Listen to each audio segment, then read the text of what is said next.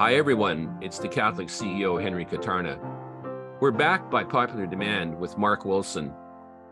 Several people have asked us, even this Sunday at Mass, somebody asked me about ecclesiastical ventures.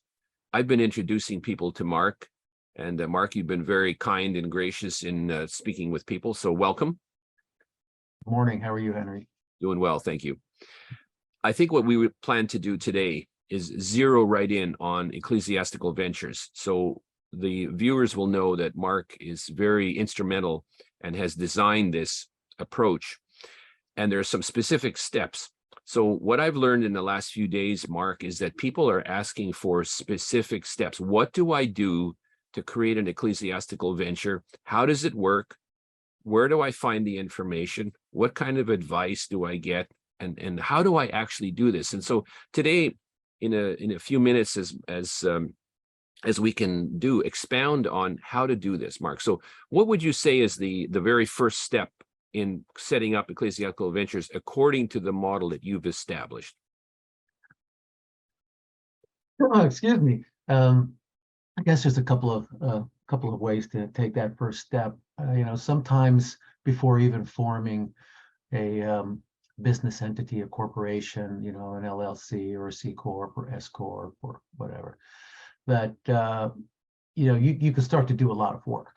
A lot of people start great ventures in their basements in the evenings, but there does come a time where you have to structure it for all the legal reasons that anybody who practically everyone would know. And so at that point, it's not going to be so different than starting, a regular secular company. You're going to have to determine what the proper corporate structure is. If you're raising money, then, you're probably wouldn't have an LLC unless you have just like one very wealthy partner. But if you're going to be raising money with a number of people, then, you would want to have the appropriate structure like a C Corp. And then you need to talk with like an accountant, an attorney, something like that. What really makes a difference is how you operate it.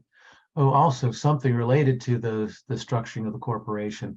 There's going to be bylaws and there's going to be articles of incorporation, and those can be written so that the founder makes it a Catholic enterprise, specifically Catholic, with the purpose being the salvation of the souls of its members according to the teachings of the Catholic faith, and that makes all the difference, really. It's part of what makes all the difference. Yes, and this is important. Some people have asked me, can you actually do that? Is it legal in the sense that, would your attorney or your lawyer accept putting in some Catholic principles like this? A few people have even asked me that. So I presume it's possible because I'm doing it, and I know that you have espoused this in the past. But how? Yeah, pretty much people can. I've seen a couple of things happen. Attorneys will say this often. Well, for example, if you go online to a lot of states and want to form a corporation, they just have standard off-the-shelf bylaws that says the corporation's being formed with the purpose as a profitable corporation to make money, and they leave it very generic and very open. But it can be very specific. And so there's no reason why it can't be specifically related to, that I know of, to the Catholic faith. I mean, there are not-for-profits, clearly, that do this. And the only difference between a for-profit and a not-for-profit basically is that one is for-profit and the other isn't. One distributes the profits. That's it. Distributes the service, and the other doesn't. So. Yeah. So, okay. So we've established then, this is good because I think, Mark, people have asked for this. You need to do the same startup setup that you might normally do to establish a new business. And then you put on the articles of incorporation or the unanimous shareholders agreement. You do it in a Catholic manner. Now, you've mentioned also seeking input and advice. Talk about that a bit. There's a priestly approach to this. And so tell us about that, please. Well, really, I haven't developed anything new. I discovered, as was mentioned in the previous interviews, the way that the for-profit corporations, and they were corporations in Florence, Italy in the 13th century, operated. Now, obviously, with the passing of 800 years, uh, you have to consider our culture, our legal system, but there's a lot of similarities. And so you just update things, and the same thing with the use of technology. Uh, the first ones that were formed with the assistance, as was mentioned before, of St. Francis and St. Dominic, and they gave them a rule, and the rule pretty much structured their prayer life throughout the day, and they had a spiritual director, and it's really not more complicated than that. One thing is something being very simple, and this actually is very simple.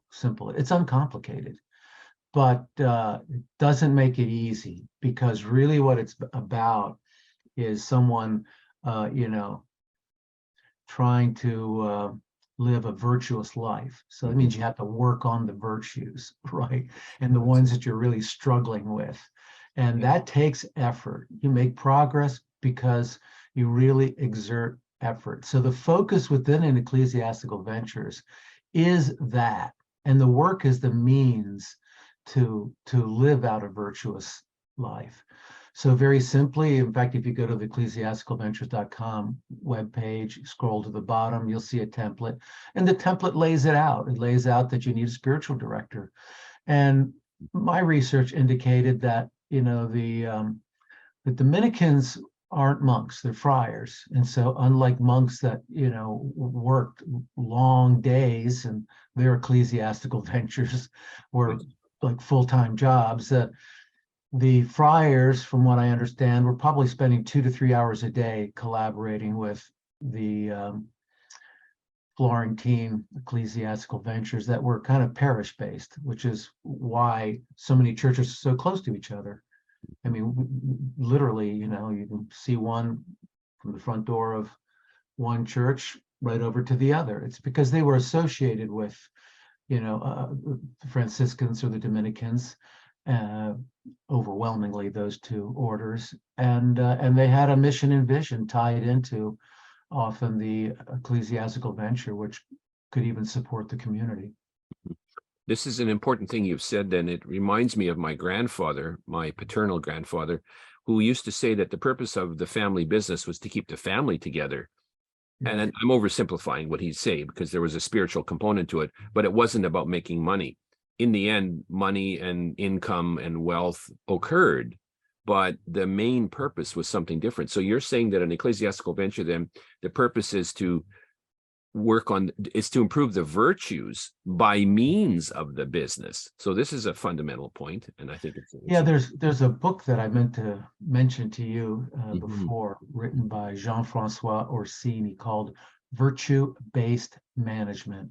He was a lay prior of the Dominicans in Washington, D.C., I think, which was the largest lay priory. And he has this like PhD from Wharton. He has really, really solid business and management formation and background. And he wrote this book, and you can go on Amazon and get it. And it's I think a really, really valuable. The point here, and I think this relates to your paternal grandfather, is God is we don't believe in deism, kind of like a lot of the founding fathers and here in the United States, and the clockmaker or architect, and who made things, and now you're kind of on your own. We believe that he's intimately involved in our lives, and so we want to act in a way that shows that yes, we believe it, and so we're looking for his actions in our daily lives constantly. Now, the religious or the clergy, a priest or a nun, who could be involved in this venture, as much as they pray, they're more likely going to be the number one person for discerning what is going on. And I found that to be true in my case, having two different spiritual directors. I relocated. Generally, it's not a good idea to change spiritual directors. You don't want to do that. Padre Pio was very insistent on that. But, my first one was a military chaplain, and then he got deployed, and then we moved, and, that's kind of the way things were and are. And, but, I would have very important decisions to make. And we took a very prayerful approach, and he didn't need to understand the details of why a certain move was not a good move. And so as the founder, it's really my decision. It's the founder's decision, but you're taking very seriously the advice that you're getting. And I can't tell you how many times his discernment, proved correct and enable us to really avoid some disastrous situations, and also, to use the word capitalize, I guess, take advantage of some extraordinary opportunities that I didn't see happen in my corporate life prior to this. And so if you want God involved, you have to show him in a really serious way, and then he'll most definitely take you up on that. Yeah, definitely. And you can expect it. And what happens then, Mark? Like, let's zero in on an example. So you've told us the story of how, you had that spiritual advisor. So would you bring to that spiritual advisor, that priest or religious person, some specific business maneuver that you would want to make, or an initiative that you wanted to try, and then tell them the whole story as if you were speaking to your board or to a board chair or a board yes, committee? to be clear, this priest, the first one, and my current one, is my spiritual director. So the founder needs to have a spiritual director, and then they kind of by default are going to be available to them as the director of the company that they've started, because they're the spiritual director for their life. I can give you specific instances where I was writing a very, very important letter, and you really sometimes work these letters over. Like, I personally usually write a letters probably 2 or 3 times as long as it needs to be the first time. And then I have to write it and rewrite it and rewrite it again to kind of pare it down and make it shorter and shorter and shorter and more distilled. And then you share it with some people if it's an important letter, and you get great feedback. And I can remember once sharing it with my spiritual director, and he was saying, "This is a really good letter. Oh, but hey, change that word. If you don't change that word, that person could get the impression, this impression, So maybe they're being skeptical, or for whatever reason." And I didn't occur to me that somebody could interpret something in that way. And so I changed it. And yeah, it makes a big difference, because there's that expression, the devil's in the details. Yes. And sometimes it only takes one word that's wrong to change everything. My wife and I have seen how sometimes we mean to state something in the affirmative, like can, C-A-N, next thing you know, can't kind of creeped into the letter, and you're going, well, how did that happen? So you can't be careful enough. And so the spiritual director, business advisor, and I like to point out too that, like, my current spiritual director doesn't have a business background at all, and is not inclined in that way. My first one was well known throughout the diocese to be able to pick winners and losers on Wall Street. Had an incredible sense of business, but it was purely spiritually directed. And but it didn't matter, and it doesn't matter. Like today, my spiritual director can kind of sees the big picture, really sees the big picture. He's not caught up in the weeds or the details, and he gives me the correct answer, and he doesn't need to know the mechanics of how things are working. So this is a fascinating point, because the priest, let's say in that example, is actually on your board, is your personal spiritual advisor, hears all of the business detail of a particular initiative or a particular situation, but doesn't have to be a business expert, but still somehow discerns the right move because of their orientation. This is very fascinating. Absolutely. What happens then if earlier we've been talking, you and I, from time to time, about resistance and barriers and challenges and problems that emerge when you do this? Attacks, let us call them. Talk about that, Mark. What happens if you have attacks from the enemy on this? Well, I think, when if you listen to like Father Ripperger, the Mhm. exorcist, is fairly well known. He speaks about this a lot. There's basically three things, right? Demonic oppression, demonic obsession, and then there's possession, right? And possession is like really rare, but obsession, that's pretty common, and oppression, often occurs. I've known, for example, many committed Catholic businessmen who, for whatever reason, at some point in their life, they decided, you know what, I am done with corporate America. And my wife and I discerned I'm going to start my own business. And it was about, really doing good. And Father Ripperger has pointed out that if someone, regardless of their faith, a person of goodwill, or maybe a person of, I guess you could say, some, I wouldn't say of no faith, they have some faith of some sort, but let's say non-denominational or whatever, but they're really committed to doing good. He says, the devil and his minions and demons, they just hate that. And the more good that somebody can do, right, on the larger scale, the more they're going to become the focus of resistance to the good that's being done. Now, we don't have to all get kind of lost in the spiritual aspect of this. I mean, just go out and start saying you're going to do something really good, and you'll find all sorts of people that will want to resist that. But, often you'll find out, their affiliations are more from on the dark side, which is why they're fighting the good that can be achieved. I think this is the great value of the rule that structures the workday, because people can stay very focused in this way, right? So you go to mass in the morning, if that's possible, and then you have a meeting and start the day with like morning prayer. In the instance of Dominicans, Franciscans, that very specific rule exists today. Now it's been altered over the centuries, but you can go back to the original rule. Whatever it is, I believe that you have to have some rule. I even believe that the spiritual director and the founder can say, okay, this is my, my spiritual life, and this is kind of the charism that I and spirituality that I and my collaborators have, and with the spiritual director, a prayer regimen could be developed. It could just be doing maybe the full rosary, and with the Angelus at noon, and whatever it is. I think what's most important is to be very faithful to the Yes. prayer regimen, as you were pointing out in one of our conversations, that is it Archbishop or Bishop Gangswein was saying that he and Pope Benedict, no matter what they were doing, no matter how important, meeting heads of states, whatever, nothing came before their prayer regimen commitment.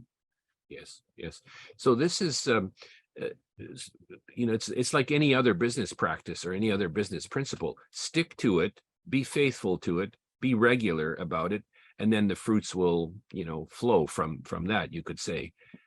What else Yes. happens then as a business? Let's say you do an ecclesiastical venture, and it's good that you've outlined this in such good detail. What happens then when the business matures?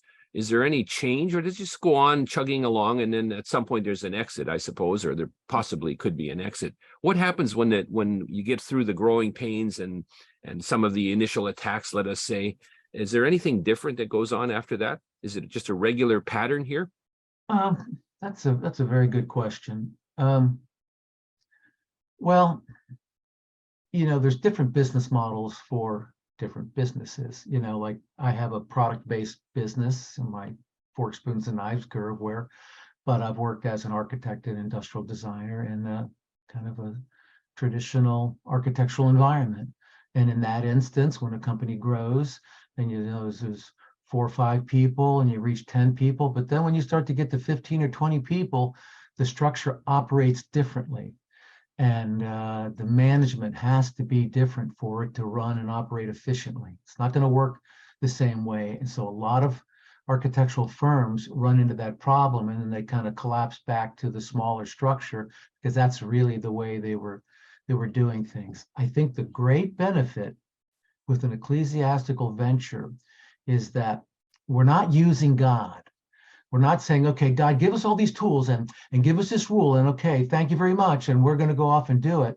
No, the Holy Spirit is very much involved, and also, as one would see in the documents on the Ecclesiastical Ventures webpage, in that template, you want to choose a patron, an appropriate patron saint, and that patron saint will get active. You can count on it.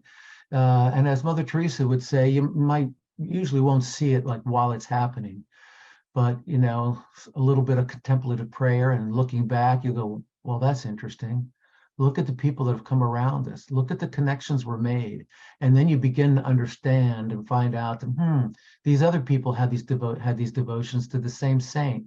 And you'll have these experiences where things that will occur defy the odds.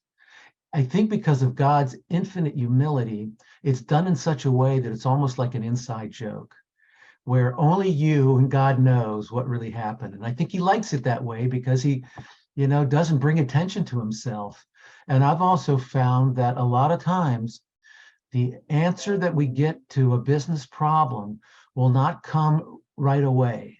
So it's not like, it can. God is God. He can do whatever he wants, right? And of course, he's very acutely aware of the time issue because he created time. So if something is really pressing, he might show up at the last minute, the last second, but he always shows up. He's never late.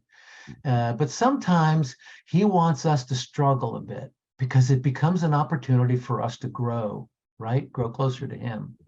And so he won't give us the answer right away, but he will always give you the answer. And I've found sometimes it can be a day or two later and I'll be walking down the street and boom, the answer will pop into my mind out of nowhere.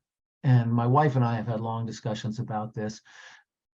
You or I or anyone, and I think probably a number of the listeners have had this experience. You're thinking about something. You're not even remotely concerned with this other important issue because something else has distracted you, but the answer and that thought will come into your mind. And as Father Ripker's explained in some of his conferences, the demons and the evil one, they attack the imagination. And then in our imagination, we can draw it into our mind and all that. But God can put a thought right into our mind. And he could even do it against our will or support, but he has so much respect for the human will that, I can't think of an instance in my life where he's ever done that. But of course, with the ecclesiastical venture, you're asking for him to guide it. You've consecrated the business. You've made it his. We're working for him, and we're using the gifts he's given us to work out our salvation over the course of the day. So that was a long-winded way of kind of getting to your point that the structure and things I guess we can use this term. I certainly don't mean it in the Darwinian sense, but it will evolve and can change and grow, and it will happen in a very organic way. I believe this is true, like with Mother Angelica. I haven't read her book, but I should, and many people have told me about things that I've mentioned that reminded me of what they read in the book. So like all of a sudden the structure is growing, EWTN is growing, and things need to change. And next thing you know, somebody comes along that has the executive management experience to operate something on a larger scale. And there they are. Where did they come from? And people that operate ecclesiastical ventures, and there are some people that are doing it unknowingly. They're not aware of what St. Francis and St. Dominic did 800 years ago that generated that immense wealth that fueled the corrupt Renaissance. But they're doing it. They get up in the morning, they go to Mass, they have a prayer regimen throughout the day. Their other couple of guys or gals on the management team are on board with this. And anybody operating their business this way can tell you the kind of extraordinary things that happen that didn't happen when they were working, in corporate America, or corporate wherever. Yes. Okay, this is a valuable direction for this conversation. Let's take another situation. Would you have any, what advice would you have for the family business? Let's say multi-generation family working together. Does it change the model in any way? And what about, let's say in a parish? You and I have been discussing with different people in various parishes about how they're trying to get groups of, let's say, men together to do certain activities that create solutions for situations that they're facing, not necessarily an ecclesiastical venture, but so family business, Mark, and then Oh, I think that's parish. ideal. I put a flyer together. Trying to think of I could tell you what the link is. It's just a one-page flyer for homeschooling families, specifically Catholic homeschooling families. But I think there are even many Christians of other ecclesiastical assemblies, as they're properly referred to, because there's only one church, right? Right. As That's my right. spiritual director said, that Jesus Christ has one bride, not a harem. And Yes, so, it's well said. Excellent. but those that are of really goodwill, they'll see the value in this. And yeah, I think it's perfect. And in fact, I'm guessing that a lot of the listeners, that are aware of the crazy things going on in the world today, they're concerned with, gosh, I'm going to send my child off to the university, and oh, well, what's going to happen there, and they really wish there was some kind of alternative. Well, this is like the perfect alternative. It really is. I mean, that's the way. Kind of like your family story is, I think, from everything I know, like a perfect reflection of what happened 800 years ago. You hear about the guilds in Florence. They were called Arte Fiorentine, but the guilds came later. Those were the associations that were formed by the very successful for-profit Catholic companies that now started to get some strength, and then turn that into political strength, right? And then that speaks to the Catholic economy. They took over the Catholic economy, and what was going on there was the children were homeschooled. This was a time also when women who were typically not literate were becoming, literate and educated, and they were teaching the children. But then, the little boy would go off with dad and sweep the floor and do whatever chores when they were 9, 10 years old. By the time they were 15 or 16, they knew that business. They knew it well enough to start their own business, get married, have children, and as we've joked about before, not live in their parents' basement when they're in their 30s, So, and the other thing that happens, and I think every homeschooler knows this, when we homeschooled, the first week was pretty rough. You go through the, hey, mom, dad, it was mostly mom. She did all the heavy lifting. But, there is a little bit of friction. But then all of a sudden, it becomes really clear, wow, mom is helping me through all these problems, and then sometimes dad, when he comes home, and it just makes the relationship in the family so good. And there's an efficiency that occurs that doesn't exist in the secular world. And in fact, there's a, I don't know if it's a theological concept of divine economy, right? Divine economy. What's that referred to? Well, God does everything perfectly, right? So there's no waste, there's no inefficiency. And you see this, like there are many examples of like the nuns that started healthcare systems, started a hospital. They were so prayerful, the largest Catholic healthcare system once in the United States, its CEO was a nun who spent a minimum of 8 hours a day in prayer. She spent, 2 to 3 hours a day as CEO, and things are happening with an efficiency and an ease and a peacefulness that's like the exact opposite of her counterpart in secular society, where the 40-something CEO is working 70-hour weeks and is on his second or third heart attack. It was actually a priest that told me this story. And so there was I don't know if it was jealousy, but I think this still speaks to your question. In Florence, Italy, what happened was the way it took the culture over is that this was an extraordinary form of evangelization. And the Yes. evangelization that occurred is the faith was being caught, not taught, right? People go, wow, look at those guys in that company. They're so happy. And they're working less than we are, and things are so much better. And they're coming up with all these innovations. We can't compete against these innovations. And in fact, one of the very first ones, the first patents were issued to Brunelleschi, who worked in this way. And he was a very faithful Catholic, something that's been wiped out of history. And I've only been able to learn about this by, reaching out to the archives in Florence or professors at the University of Florence and finding documentation of just how central his Catholic faith was to everything that he did. So it becomes people become, I guess the word, jealous of it. Yeah.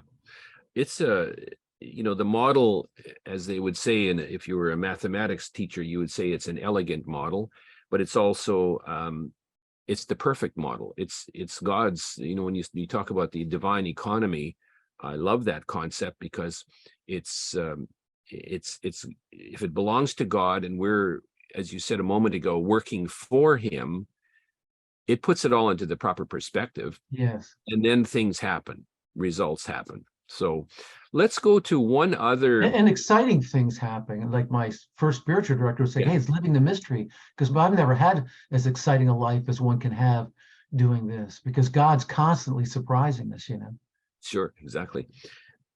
A question that also comes up is what happens at let's say the end of this. In business, when you start a business, the conventional wisdom is that you're heading toward an exit. We're going to exit, we're going to sell this thing for 10x, and we're going to make money, and we're going to retire, and we're going to sit on our deck drinking lemonade. In an ecclesiastical venture, does it get passed on? Does it continue forever? Does it stop? That's a great question, and one that I don't know if I could say I've struggled with it, because when you're going through the development stages of a company, with my, fork here, right? I had plenty of time to say, well, I'll tell you, you have choices, and God gives us choices. One of the things that I like, and I had one accountant tell me, listen, if you do an IPO, find yourself another accountant, because I don't have enough paper shredders to handle something like that. And because of the scrutiny that one comes under, clearly with a privately held company, there isn't that kind of scrutiny. And that's certainly something that somebody should consider. But you also want to look at the greater good, okay? Yes. If the greater good is achieved. So in the instance of Curveware, I'll try to be brief, and I really don't want to make it about this fork, but when I designed this, I was focused on developing the most comfortable utensil in the world. Very comfortable, effortless to use.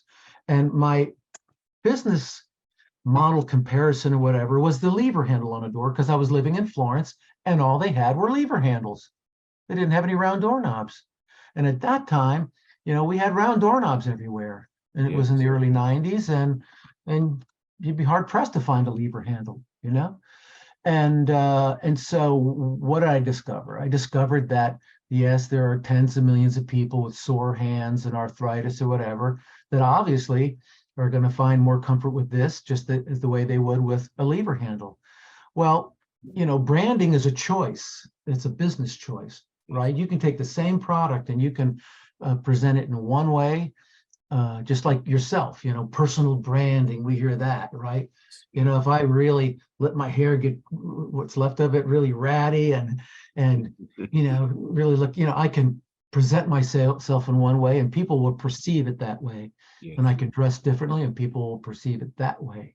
So, I love the idea that, wow, here's a product that has a whole bunch of benefits and is comfortable for everyone. Why on earth would I want to just say, hey, it just helps people with hand problems? So the greater good in this instance was that it could become a product that everybody can enjoy, right? And it's going to restore dignity to millions of people who, maybe don't eat in public anymore because of issues that they have that this resolved. And my first spiritual director said, Mark, look, a company can come along, offer us a boatload of money. Once it's been positioned in the marketplace, and positioning is that part in the brain, that space in the brain, like German engineering, Volvo safety, Italian design. It's capturing a little bit of real estate in the brain that people associate with your product or company or service. So he said, once that's done properly, we can let it go because it will continue to do that good, right? It'll become the lever handle for everybody in the food service industry, and there'll be no stopping it, right? And so that's one way to look at it. But I've always kind of impartial to the old companies that used to send out quarterly dividends. And Yes. because we have other ideas and other products, it can continue to grow and grow and grow.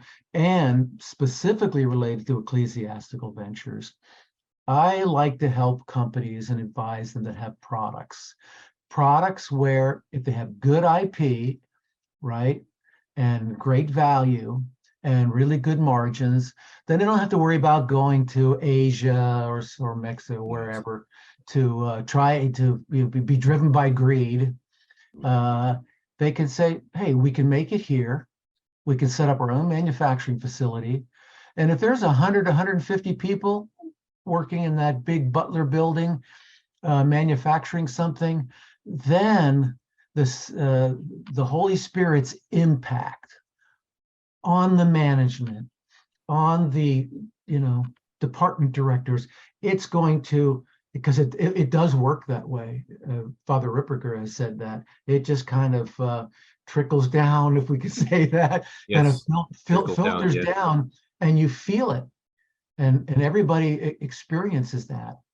And with a spiritual director, the person at the very bottom of that pyramid, the high schooler or whoever, middle schooler who's sweeping the floor as a job after school, could go to the spiritual director and say, Father, I've had some suggestions and they've kind of fallen on deaf ears, and I really care about the company and think I have more of a contribution I can make. And now you have a spiritual director who can make sure that this good and inspiration, that you could just call it a good idea or an inspiration of the Holy Spirit that could benefit the company, does benefit the company. So it's a great analogy. The young guy from school sweeping the floors. So Mark, one last question as we wrap this up today. What's the first thing you do? Let's go right back to the beginning. I think you've said it, but let's remind everybody, what is the first thing you do to move down the path of an ecclesiastical venture? Prayer is number one. Prayer is number one. I've told you the example before. That's the way this fork got started, because I had no interest when given the opportunity to design the umpteenth pattern variation. My wife said, well, don't do that. It's not comfortable. It's not this. So then I took it to prayer and I said, Lord, look, if this is something you'd like me to do, if this can achieve this greater good, and I said some specific things I won't mention here. And next thing you know, I started getting ideas, and I got a concept for this that I think was an inspiration. Of course, I'm using my creativity. So I would take everything to prayer and be very serious about prayer. This is something I think cannot be emphasized enough. If somebody is spending, 5 to 10 minutes a day in prayer, I hate to say this because I know nowadays it's the culture has really degraded to the point to where very well-intentioned Christians think sometimes it's a big deal if they're praying 10 minutes a day, but it won't get you anywhere. I can just tell you that right now. Remember the first novena, right? First novena in the upper room was 9 days. Yes. It wasn't over 9 days. It was 9 days complete, like 24/7 for 9 days. They were in there praying. Now, I'm sure they fell asleep at times, the way St. Peter, James, and John did in the garden, but they were there for that reason. So prayer is absolutely the most important thing. And then I would discuss, you know, what their intentions are with some religious or clergy, you know, if there's Yeah, it's whoever that might be. it's very I mean, it's the philosophy of the Catholic CEO. We always advise people prayer first, and seeking the will of God first, and then all the other steps that you've outlined See, today. the problem is how many times have we heard that? And when we hear that, it just sounds like a throwaway expression, but it's not. You know, I hope that the listeners No, it's really become foundational. aware of that. I would challenge them. I would say, you know, say it's one spiritual director said, don't try to do too much too quickly, right? So Yeah. if you get all enthusiastic and excited, I'm going to mass every day and a full rosary every day, and you're not going to be able to sustain that. He says, like a baby that tries to eat solid foods too soon, it just, or too fast, it's just going to all come back up again. But you can do a challenge. You could say, Lord, I'm going to do a full rosary every day for the next 5 days, or for 9 days, and I really would like you to give me some direction. And you can count on the fact that he will do it, because he's not holding out on us. He's just dying for us to do something like that. Yeah. But it has to be serious, because you know it's not a serious prayer to be really serious. I'm using the same word a lot, for like 2 minutes. You know, where's the sacrifice there? You know, so fasting is powerful. Jesus made that very clear. You can only cast out certain demons with prayer and fasting. So Yeah. Good. This is it's a powerful model, and it's so good that you have the historical context that you brought us as well. The history, we've seen this work in history, and so there's no reason that it can't work again. that's right. And there's no reason that the sequence of things can't work in the way you've outlined it. So Mark, thanks again for being with us. This is so valuable today. So thanks for being here, and God bless you in your efforts. God bless you, and thank you for this opportunity. You're very welcome. Well, it's the Catholic CEO, Henry Kutarna. Thanks for being with us today, and we'll see you next time.